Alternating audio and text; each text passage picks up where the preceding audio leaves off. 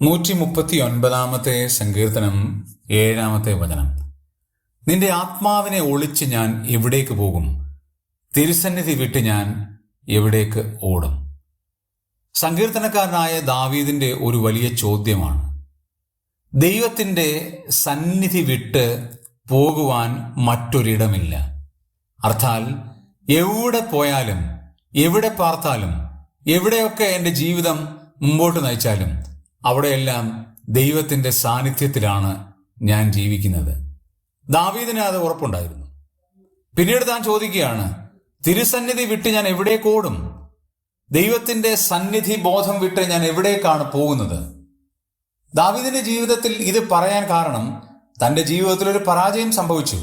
ആ പരാജയത്തിൽ ദൈവസന്നിധിയിലാണ് താൻ നിൽക്കുന്നത് എന്നുള്ള ഒരു ഓർമ്മ തനിക്ക് ഉണ്ടായില്ല. ദൈവത്തിന്റെ സന്നിധി വിട്ട് എനിക്ക് പോകാൻ കഴിയില്ല എന്നുള്ള വസ്തുത താൻ ഓർത്തില്ല. തൻ മുഖാന്തരം തൻ്റെ ജീവിതത്തിൽ പരാജയമുണ്ടായി. പ്രിയ സഹോദരീ സഹോദരന്മാരെ, ദൈവത്തിന്റെ സന്നിധി വിട്ട് നമുക്ക് ഒരിടത്തേക്കും പോകാൻ കഴിയില്ല. ദൈവത്തിന്റെ സാന്നിധ്യം വിട്ടിട്ട് നമുക്ക് ഒരിടത്തേക്കും പോകാൻ കഴിയില്ല. ഈ വലിയ ഓർമ്മ നമ്മുടെ ജീവിതത്തിൽ ഉണ്ടാണെങ്കിൽ നമ്മുടെ ജീവിതം ധന്യമായി തീരും.